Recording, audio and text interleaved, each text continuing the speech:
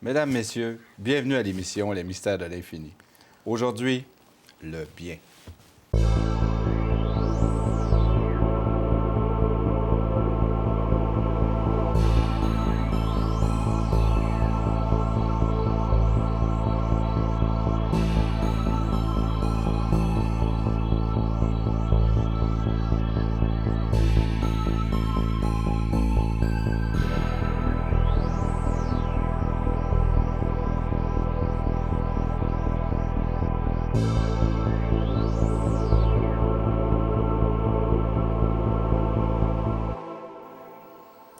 Mesdames, Messieurs, bienvenue à l'émission Les Mystères de l'Infini. Et aujourd'hui, nous discutons sur le bien. La semaine passée, c'était sur le mal, mais aujourd'hui, nous allons approfondir le bien avec M. Normand Pinard. Bonjour, M. Pinard, ça va bien? Ça va très bien, Tant qu'à M. parler de Saunier. bien, ça va bien. Oui, ça va bien. Ça va. Alors, si le mot bien existe, il doit bien en avoir quelque part du bien. Je pense que c'est le temps qui l'apporte. Oui? Premièrement, comme j'ai parlé la semaine passée du mal, c'est quelque chose qui s'introduit à l'intérieur de la pensée. C'est la même chose pour le bien. C'est le calme à l'intérieur de soi. C'est ce qu'on appelle la sérénité. C'est aussi ce qu'on peut appeler la sagesse. C'est se connaître à un point tel où on sait véritablement ce que l'on est et ce que l'on n'est pas. C'est avoir un être. Peut-être dans un monde où trop souvent les gens échouent à être. Les gens existent beaucoup en fonction des autres. Nous n'avons pas reçu d'éducation pour vivre en fonction de soi. On a reçu une éducation pour vivre en fonction uniquement des autres. On est conformiste. Au fur et à mesure où un individu développe son individualité, son intelligence propre, il se distingue du monde. Il ne pense plus comme le monde, il devient un créateur, il devient quelqu'un qui produit, sa vie devient une œuvre. Il est capable d'inventer, de s'inventer. Il est capable de passer à ce qu'on appelle de la créativité, à la passion, n'est-ce pas? Il est passionné pour les choses. Alors, pour moi, c'est un individu qui subit de moins en moins l'influence du besoin d'être aimé et qui, finalement, arrive à créer une harmonie tellement puissante en lui-même qu'il n'a pas besoin d'être apprécié. Il est bien avec lui-même. Alors, Il devient automatiquement appréciable par les autres, puisqu'il est oui, bien. même si ce n'est pas sa recherche, parce que c'est quelqu'un qui va être très différent, mais d'une manière qui va être positive, donc très créative. La relation qu'il établit avec lui-même est claire. Même s'il ne sait pas tout, il sait ce qu'il n'est pas. Puis ça, c'est déjà beaucoup. La relation qu'il va établir avec les gens, ça va être une relation harmonieuse. S'il rencontre des gens que c'est de la chicane ou des problèmes, il s'en exclut facilement. Ce n'est pas un individu qui se laisse prendre au piège. Donc, sa vie est simple, elle est complète, elle est harmonieuse. Je dirais, jusqu'à un certain degré, que le bien, c'est s'exclure du mal du monde. Pour y arriver, il faut s'exclure d'une pensée collective qui ne nous appartient pas. Et oser être soi-même dans un monde où tout le monde cherche à être comme tout le monde. On est perdant quand on cherche à être comme tout le monde, parce que lorsqu'on est comme une goutte d'eau, puis on fond dans l'océan, c'est comme un peu mourir. On ne peut plus se retrouver suffisamment pour développer une individualité qui est assez puissante pour avoir une créativité qui est unique. Donc, le but vraiment de cette individualité-là, paisible, harmonieuse, c'est de créer. Et je crois que peut-être certains artistes le comprennent. C'est ce que vous appelez le bien, la création de... Oui, à partir de l'invisible, ce sont des gens qui ont la créativité de faire apparaître des choses qui n'ont jamais existé dans le monde, mais des belles choses. Autant il est possible chez des individus tout croche de faire apparaître des choses qui sont tout à l'envers, autant il est possible pour un individu qui vit une très grande sérénité et qui a une relation avec sa pensée qui est saine. Tu sais, on appelle ça la sérénité, en fait. Quelqu'un qui est bien avec lui-même va avoir ce pouvoir de transformation, presque, je dirais, j'emprunte le mot alchimique, de transformer la matière pour le mieux, à partir des énergies subtiles qui sont dans l'invisible. Je pense aux gens qui sont peintres. Ils commencent toujours avec le néant, qui est une toile blanche, et ils vont réussir à créer une œuvre qui est extraordinaire. Je pense à des gens qui sont des grands scientifiques et qui vont commencer à avoir des idées, à associer des idées et à créer des choses qui sont extraordinaires. Les artistes sont extraordinaires.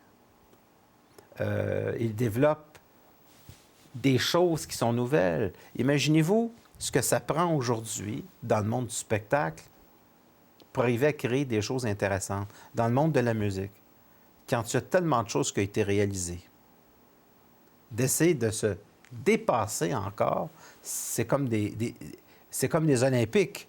C'est toujours se dépasser. Alors, j'appelle le bien un individu qui n'est plus soumis à la loi générale. J'appelle pour moi le bien un individu qui a réussi à ne plus être influencé, ou plutôt à choisir ses influences, et qui s'exclut de l'épaisseur du monde pour vivre dans la profondeur océanique de son infini.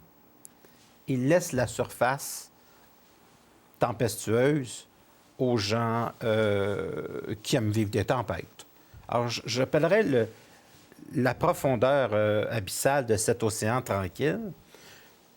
À la surface, lorsqu'on est en soi, dans cette tranquillité, nous ne sommes pas préoccupés à savoir si les surfaces de la personnalité, il y a une tempête.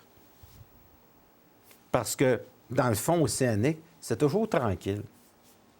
Alors, je pourrais dire que le bien, pour moi, c'est quelqu'un qui trouve une sérénité dans la profondeur de ses émotions, avec le temps, parce que c'est pas quelque chose qui se développe du jour au lendemain. Ça prend des décennies pour arriver à ça, là. Donc, je dis aux jeunes, vous en faites pas, ça prend un certain temps. Parce que quand on est jeune, on vit en surface des océans. Donc, un petit coup de vent, puis ça chavire vite. Mais quand on habite la profondeur de sa certitude, quand on habite la profondeur de son savoir, et non pas d'une connaissance, mais d'une expérience, d'un vécu qui nous permet de comprendre qu'il y a des forces invisibles qui peuvent aussi nous aider. Il y a donc des forces invisibles qui peuvent servir la destruction, mais il y a des forces invisibles qui peuvent nous appuyer. Quelque chose de plus puissant que nous, bien qu'étant encore nous, projeté à l'extérieur, confirmant par une apparition phénoménologique l'extension d'une conscience qui est épanouie, qui vient confirmer que nous sommes dans la bonne voie, dans la bonne créativité. Mais pour arriver à cette créativité-là, il faut vivre en profondeur de son absolu. Cette profondeur-là n'est pas accessible en général aux gens. Pas longtemps. Parce que les gens, trop de gens, surtout lorsqu'ils sont jeunes, vivent en surface. Cette force-là semble plus forte que le mal. Elle peut avoir une influence très positive sur des situations qui, au départ, semblaient mal. Si quelqu'un s'introduit dans un groupe, par exemple, qui est en conflit, juste la présence de cette personne-là peut changer toute l'ambiance. On peut dire ceci. Admettons qu'un individu vit dans le noir. Je m'en fais pas avec le noir. C'est le bon endroit pour voir de la lumière. Donc, je dirais ceci. Le bien, c'est du mal converti, transformé. Réussir à faire un tour de force comme ça, on pourrait presque parler de rituel magique, de transformation alchimique. C'est comme transformer le plomb en or. C'est alchimique. Je ne dirais pas que le mal est toujours quelque chose qui est nécessaire, qu'il faut toujours absolument arriver à souffrir pour s'en sortir. Parce que si vous croyez ça, ça va être vrai. D'abord, premièrement, souvent, c'est vrai. Deuxièmement, si vous y croyez, ça va être doublement vrai. Vous allez souffrir beaucoup. Moi, je ne veux pas m'habituer à dire il faut toujours souffrir pour comprendre quelque chose. Non. À un moment donné, on peut casser le moule de cette habitude de penser qui appartient à l'inconscient collectif du monde depuis l'aube de l'humanité. Qu'il faut souffrir, qu'il faut faire des sacrifices humains. J'avais rencontré un philosophe un jour qui m'avait dit « Si quelque chose doit être sacrifié dans la vie, sacrifiez donc le sacrifice. » Et bon débarras. Ça, c'est très loin de la souffrance. Oui. Alors, c'est habituer à penser d'une manière qui n'est pas comme tout le monde. C'est s'habituer à penser dans la profondeur de notre tranquillité intérieure. C'est comme une jeune fille qui vient me voir en consultation, qui est triste, en se disant « C'est horrible ce que je vis, j'ai perdu un copain. Qu'est-ce que je vais faire? » Je dis « C'est pas grave, il y en aura d'autres. » Au niveau de l'ego, on a toujours l'impression qu'on manque de tout. Mais au niveau de l'être, dans la profondeur de l'océan, on ne manque pas d'eau. Il y a toujours quelqu'un qui arrive après. Il y a toujours autre chose qui arrive après. Alors moi, je m'applique à vivre le moment présent dans le plaisir et dans la joie parce que c'est garant d'un futur qui va s'épanouir. Donc, si je veux changer mon futur, je change ma manière de penser dans le moment présent. Et ça, je pense que c'est une chose que vous avez su bien comprendre aussi. Donc, c'est une sorte de transformation alchimique. C'est s'exclure de l'inessentiel du monde pour vivre dans son essence. C'est s'exclure de l'inutilité pour garder vraiment les choses qui sont utiles. Des grands penseurs m'avaient dit un jour que le temps use le fini et accomplit l'infini. C'est accomplir son infini. C'est pas travailler, ça. C'est faire une œuvre. C'est le point de départ de la divinité intérieure. C'est le point de départ de la créativité. Sauf que ce point-là n'est pas donné. On se le donne. Car personne ne va vous donner un être. Personne ne va vous donner le bien. Il faut l'arracher au mal. Nous ne sommes rien avant d'être. Nous sommes tous des larves. Nous avons besoin d'être dans un cocon pour se transformer en papillon. Et on ne peut pas se transformer en papillon si on n'a pas été déjà une larve. Mais je ne dis pas que la larve représente le mal.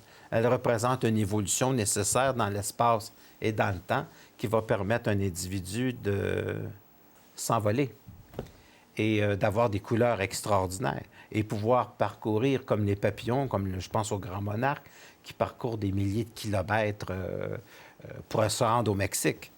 Et finalement, il y a quelques semaines, c'est un papillon qu'on pouvait voir dans les endroits au Québec l'été. Alors, je dirais que le bien, c'est se soustraire du monde dans son épaisseur, dans ce qui n'est pas harmonieux, et c'est commencer à s'écouter au royaume de tous ceux qui écoutent le néant. Pour s'accomplir, aller plus loin, c'est avoir un rapport avec l'invisible où on domine.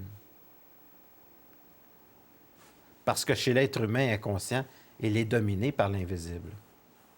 C'est ce que j'appellerais le mal. Alors que l'individu qui passe à la conscience domine le monde de l'invisible. C'est quelque chose de très différent.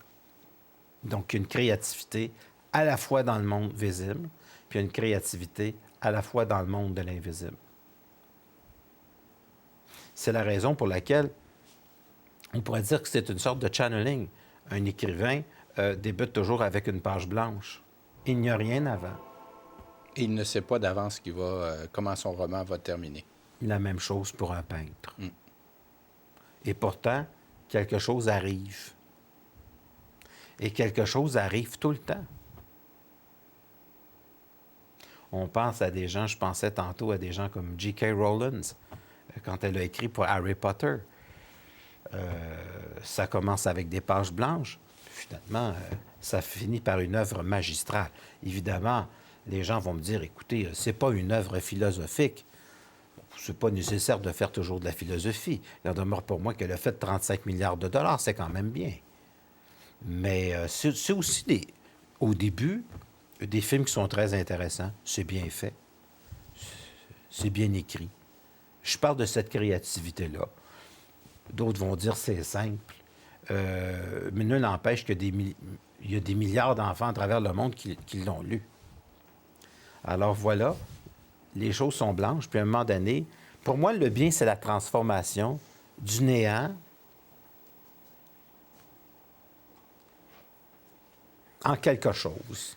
J'ai envie de vous poser une question. Vous parlez, par exemple, des œuvres, des grandes œuvres, comme, par exemple, le film et les livres qui sont sous-jacents au film de Harry Potter.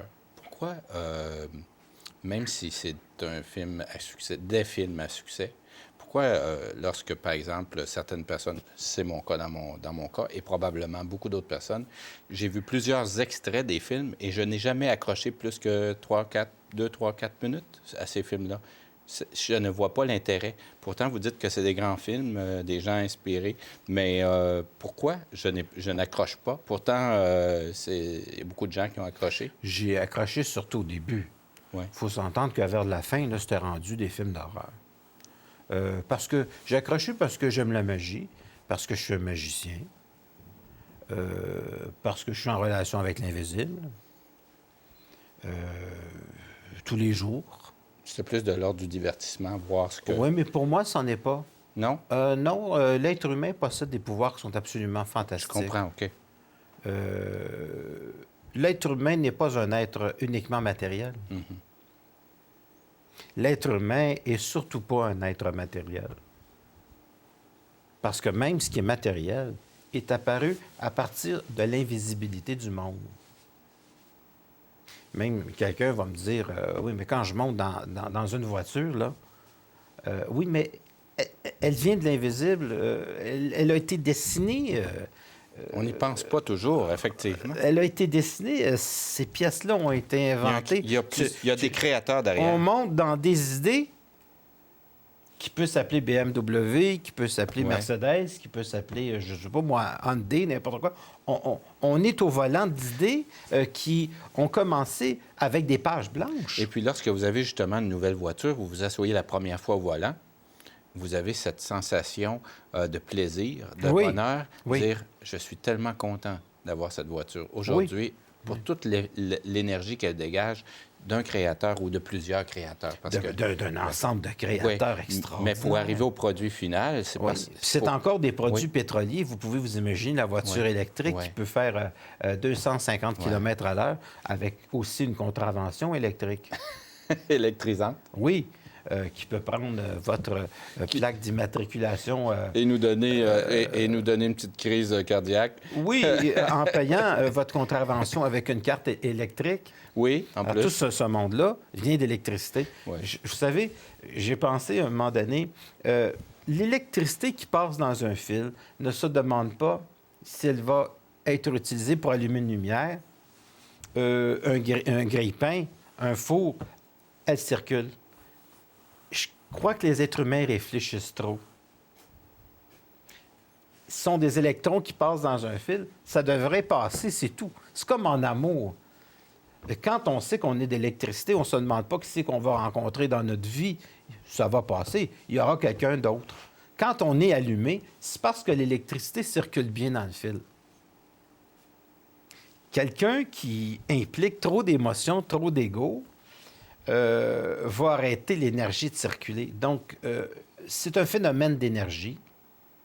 C'est un phénomène, je dirais, d'être en contact avec les forces de l'invisible, mais pas n'importe quelle. Et de pouvoir arriver à dominer l'invisible, dompter l'invisible. Quels sont les gens qui peuvent dompter l'invisible? Les Amérindiens, peut-être, avaient ce dialogue avec l'invisible. Les Amérindiens avaient ce dialogue avec les morts. Et c'est intéressant. Ils avaient ce dialogue avec l'esprit de la forêt. Ils avaient ce dialogue avec Gaïa. Est-ce que ça voulait dire que c'était intelligent, au sens de l'intelligence supramentale? C'était certainement un beau contact avec la nature qui pouvait aider un être humain à être en contact avec lui-même. Je crois qu'on va y retourner, mais avec un mental clair comme celui d'un rayon laser, qui est capable de trancher. Je crois deux choses. Moi, je crois que c'est possible d'être en relation avec des forces invisibles, mais ça ne veut pas dire que ça nous empêche d'avoir une science qui est absolument extraordinaire et très sophistiquée. Donc, il y a deux forces dans l'homme. Il y a les forces invisibles, puis il y a la force de son mental logique. Je ne crois pas qu'on doit passer à une civilisation mystique et qui met totalement de côté le mental. Le mental, ça, je suis très heureux d'aller chercher. Le mental est nuisible dans la mesure où il y a des émotions dedans. Des émotions qui ne sont pas désirables. Le mental est nuisible parce qu'il y a trop d'émotions négatives à l'intérieur. À partir du moment où le mental est parfaitement bien ajusté à une créativité et que l'individu a la passion de l'instant présent et qu'il crée, c'est extraordinaire.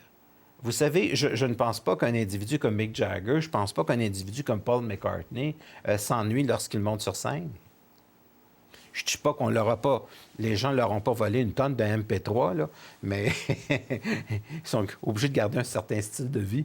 Mais je crois, honnêtement, qu'un individu comme Paul McCartney, ou je dis ça parce que c'est un individu avec lequel j'ai beaucoup d'admiration, je pense pas que Mick Jagger, même s'il est un petit peu plus vicieux, Mick Jagger a toujours eu un petit côté mal en lui, un peu mesquin, un peu moqueur. Il en demeure pas moins que ces gens-là, lorsqu'ils montent sur scène, je crois qu'ils se sentent vivre. C'est le rôle des créateurs. Il faut arrêter de dire que ça, c'est des minorités, que ce sont des gens chanceux, que ça ne vous appartient pas. Votre vie vous appartient au complet. Puis vous êtes libre soit de créer ou d'avorter. Mais celui qui cherche la sécurité va la perdre.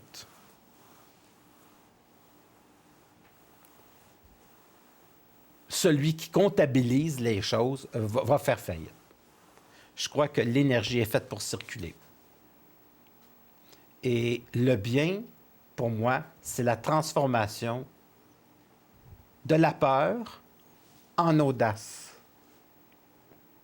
Alors, c'est de ne plus être manipulé par des forces astrales.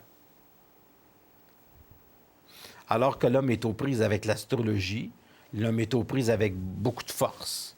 Et même son signe du zodiaque, il doit transcender toutes ces choses-là et d'utiliser son mental pour dire, d'accord, il y a des influences de base, mais ça peut être contourné. C'est savoir vraiment comprendre comment utiliser les forces de l'invisible et de faire une visibilité qui est extraordinaire, qui nous donne une sérénité. Vous parlez d'utiliser justement ces forces. Vous, à travers vos activités de conférences, webconférences, vous abordez plus en profondeur comment utiliser ces forces, comment devenir un meilleur manipulateur des forces de l'univers. Je suis un créateur. Oui. Donc, je me laisse être. Je me laisse être. Et il n'y a pas de censure. Et je laisse être ma pensée, ma philosophie. Mais vous savez que pour plusieurs conférences que j'anime, je me cite en exemple parce que je cite souvent mon vécu. Parce qu'il n'y a pas de meilleur laboratoire que soit là, on est sûr de l'avoir expérimenté. Donc, c'est des choses que je peux dire en conférence. J'ai expérimenté telle chose, telle chose, telle chose, telle chose. Puis il y a des gens à côté de moi qui le savent très bien parce qu'ils étaient avec moi lorsque je les expérimentais. Oui, tout à On fait. expérimentait certaines choses au niveau occulte, au niveau de la synchronicité. Je pense que les gens, plus ils me fréquentent, plus ils s'aperçoivent que la synchronicité, c'est quelque chose de réel et qu'il y a beaucoup d'invisibilité qui nous place en synchronicité avec les choses du monde. Donc, la créativité avant tout, l'audace et faire surgir de l'invisibilité la visibilité du monde. Je pense que ça a été le rôle de Salvatore Dali, de créer une peinture où il voyait des montres qui fondaient. Il arrivait à faire fondre le temps dans ses peintures. Je crois que c'est une idée très amusante. Comme si le monde n'était pas quelque chose de solide et que ce n'était qu'une perception.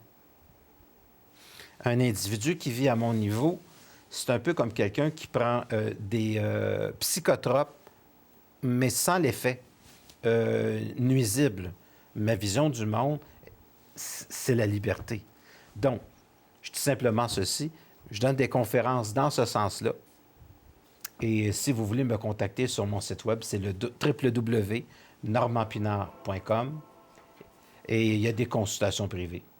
Il y a également des webconférences. Donc, c'est webpinard.tv.